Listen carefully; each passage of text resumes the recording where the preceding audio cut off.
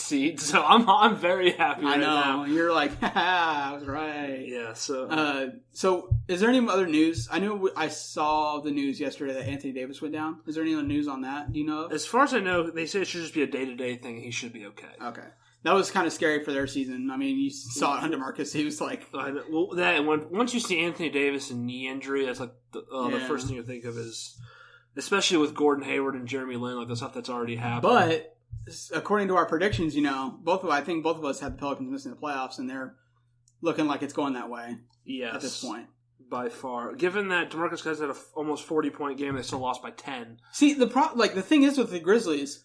Like I said last podcast, I think the supporting cast for the Pelicans is, if not equal, then better than the Grizzlies. Well, you give Drew Holiday is better than everybody on Memphis. Yeah, combined. Yeah, outside of Marc Gasol and Mike Conley. Yeah, it's like replace Drew Holiday with Mario Chalmers. It's like your third best player, right? And that's like how important coaching is and how underrated coaching is in the NBA. Yeah, Dave Fizdale has done a great job. He's been really, really great. Alvin Gentry. I like him, but I like him. I'm, as a Phoenix Suns guy, I like Alvin Gentry. He took us to a 48-win season with Goran Dragic. It's just actually no, that was Jeff. No, it was Hornacek. Yeah. Yeah, he took you. He was the last year with Steve Nash. That's right. Yeah, well, when you guys went to lost to LA. Yeah, that Ron Artest shot in the conference finals. Yeah, so close, so close. But I like Alvin Gentry, but he just hasn't he's got. There's no excuses when the Memphis Grizzlies are 3-1, beating these big teams, and you guys had a lead on the Warriors and just couldn't hold it late in the game. Yeah, there's no excuse like our talent and stuff. You have the two of the top 5, top 10 players in the NBA. Yeah, and you just can't get it done. I mean, maybe they don't mesh together properly and. Like we both said, you need to make some trades here. Like this, don't wait when people know that you're going to be kind of screwed and they're not going to be re-signing. So they can just wait. Just do it now. If I were them, I'd try to trade DeMarcus Cousins by Christmas. Yeah, especially if you're going down this bad path. It's just sad to say for DeMarcus Cousins because he seems like he's actually genuinely happy to be there. I mean, he's not staying though. He's not staying, but he looks like he's like, oh, finally this team believes in me and. I don't have this, people over my back always questioning everything I do, and yeah, no, I understand what you're saying. And he's a great player. It's tough to say, tough to see a great player go through all this kind of. I understand. I got one more, and this is probably me eating my own words here, but Patrick Beverley and the Clippers look phenomenal. That's right. I am so sorry. Yep, that's right. I mean, other than Blake Griffin, he looks like their second best player so far. Patrick Beverley? Yes. DeAndre Jordan's been really, really good. I know, but Patrick Beverley's been amazing. He has. He's really, really good defensively. And that's, we were talking about it last podcast, if they wanted to get rid of Patrick Beverley to get Eric Bledsoe, I think they'd be worse for it. They honestly might be. I mean, you're giving up 15 points, 3 steals a game. Now, the nice thing is Eric Bledsoe is a really good defender. So yeah, he is, but I mean, it's not Patrick Beverley level. Patrick Beverley gets under people's skin. Eric Bledsoe doesn't do that. He'll stay in front of you and defend you, but he's not going to get under your skin and make you cause all these errors. And, you saw that game against Lonzo, who's a rookie, but he made Lonzo look foolish throughout that game. And everyone that he plays against, he's all over the court blocking shots. I mean, I might even say that he's the front runner for Defensive Player of the Year. So I would give it to him right now if the season ended 3 games into the year. Well, it's between him and Kevin Durant. Which is kind of funny to think about. But I think I'm very wrong about the Clippers. They won against a very, very good defensive team. And they're really, Patrick Beverley kind of sets the tone for them, but they're a really good defensive team as well. Kind of surprisingly. How good they are on defense. Who thought a team that's starting Austin Rivers would be good at defense? Well, Austin Rivers actually is a pretty good defender. I don't like Austin Rivers. I know you don't. I don't think he's good at anything, I know you don't. to be completely honest. I don't think he's a very good shooter. I don't think he's a very good defender. He had 16 points last night? I know. I just think he's there. He just does. He's just around. He's another body. I think he's a good defender. He's one of their better defenders, perimeter defenders that they have. But it's good to see them because they're efficient on offense, and they fought through what seemed to be one of the classic Clipper collapses last night, where they were up by 18 and then Donovan Mitchell came storming back and scored 15 points in the fourth quarter by himself. Donovan Mitchell, man. Yeah, he had a really, really tough start. He was like 0 for 7 from 3-point range or something like that for his first 3 games. But then last night, he even started off pretty bad last night. But in the fourth quarter last night, he just like, okay, I'm going to get us back in this game. Watch me. and then that's when Patrick Beverley checked back in and kind of locked him back up. And they went back up to like 18 or 20. Yeah, they won by 20. So. Yeah. But, I mean, I was watching that game. It was what you expect from the Clippers, and then they didn't fall to it. Like, when you watch the Clippers, like, they always just make these giant mistakes. Teams like this, like, roar back by 20, ended up beating them, but they kind of held them off. They weathered the storm, and then they executed, won by 20. And I think, like I was saying, Clippers will probably be a 5th, 6th seed in the West. I think that's where I put them. For like 5. Yeah, I didn't have them in, so. But, and I'm kind of happy about that prediction. But so after 1 week, this is really, really, really, really stupid question to ask after 1 week. But who's your MVP so far this week? I think it's got to be Giannis, right? Yeah. I mean, how do you pick anyone? I mean, Anthony Davis had a really, really great start, but then he came down with that injury. Well, if you're taking MVP, you want to take a winning team, too. You're not just going to get... Yeah, or John Wall. I mean, Giannis has been phenomenal, and good gosh. He doesn't even need a 3-point shot to be scary. Like, that's the crazy thing, man. He doesn't even, like... He's not a good shooter at all. It doesn't have to be. He can just drive by anybody. Yeah. He's like, I don't need... Why does everyone keep telling me to work on my 3-point shot? I'm just going to go to the basket. And nobody can touch him. Yeah. He's going to go to the basket, shoot 70% from the field. He's averaging 37 points, 11 rebounds, and 5 assists a game. Yeah, it's crazy. 37 points. Yeah, he's 22 years old. We have to look forward to that for at least 12 more years. I would really want to think about... every time I see him do this stuff, I think about Chad Ford, formerly of ESPN. His tweet when Giannis was drafted was, Giannis will be a good player after he spends 3 or 4 years in the D League. Yeah, I think he's a lot better than that. Yeah. I mean, to be fair, no one expected Giannis to be like this. No, no, we didn't. But nah. I mean, he had that growth spurt and it was like, oh, okay, he's a point guard in practice. He didn't play like basically at all his first year, but.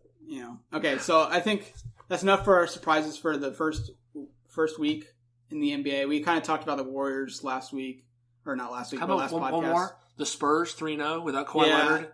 We talked about that last podcast too, and it's just like the Spurs and the Memphis Grizzlies. Like you can count on 3 things in life: death, taxes, and Spurs and Memphis Grizzlies. So it's 4, I guess. But it's just like Memphis Grizzlies are the Spurs 2.0, I think. They just always it's like a culture. Yeah. It's weird. It's like you just... I wish I had that culture in Phoenix.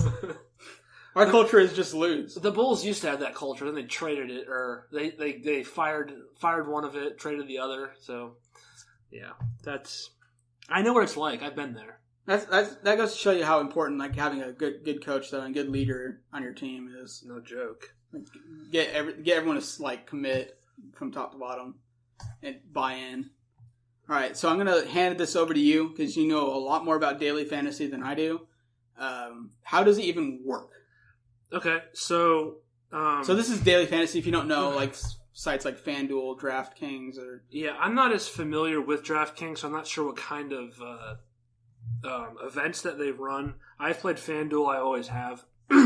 Excuse me. So basically, you're putting in a lineup just for the day. You can bet as low as $1. Actually, I think you can bet like as low as 5 cents, but that's for just like tickets and stuff like that. But you would bet as low as $1. You've got different kinds of outcomes. You can bet like 50-50 where you bet $1 and then half the people in that pool. So if you play a pool of 150 people would win $1.80 because 20% goes back to FanDuel. So you have stuff like that. You can bet as much as really anything, honestly. I just play the small stuff, the $1, $2 bets. I like to do a lot of multipliers, do a lot of 50-50s, just where you double your money or something like that, triple it. Last night I played 2 5 or I guess quintuple ups, and I won both of them. So I made nice. I made $20 last night. So a way to like kind of, it is gambling, so I wouldn't say make money on the side, but you.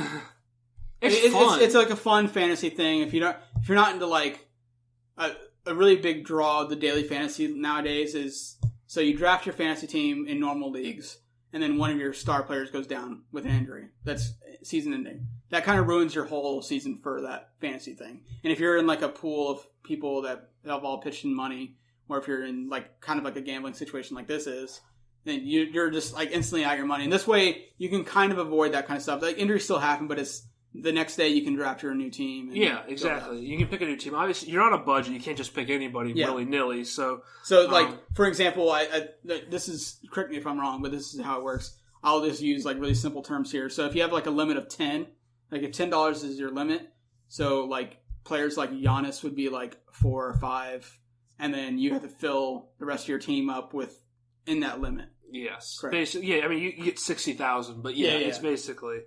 players like Giannis are like 14,000 now. Yeah. So it's like star players are a giant chunk, so you can't load up on these stars. You have to like kind of, and their prices move up and down based on how well they're playing. Yeah. So if you get a guy who's on a hot streak recently, so like Patrick Beverley probably came in the season at like a 4,500, but now he's closer to a 6,000 just because of how he's been playing so far this season. So there's a lot.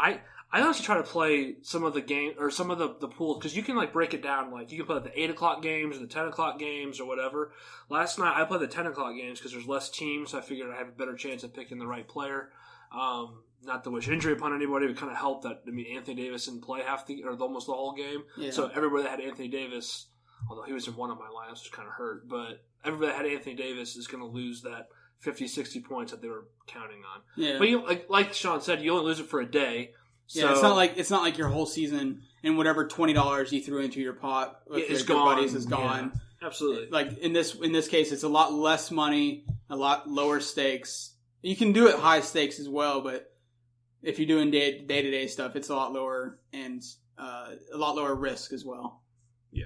So just looking into kind of tomorrow, or I guess when they hear this Thursday night game. So actually, what's your strategy when you're going to a thing? I think that'd be better to explain to people other than just like telling you like, well, I mean, we'll do that too, but like, what is your strategy when you're looking at a pool of players? What kind of things do you look at? What kind of things do you go for? Yeah, first off, I do prefer to go for the nights and the times when there are less options, just because you're more likely to get to do better if you're not like because if everybody has, let's say, 10 different players and their 10 players do better than your 10 players and are completely different, like you're going to be completely beaten down. Yeah, if that makes sense. So I used to try to play with like 4 or less games, 5 or less games, something like that.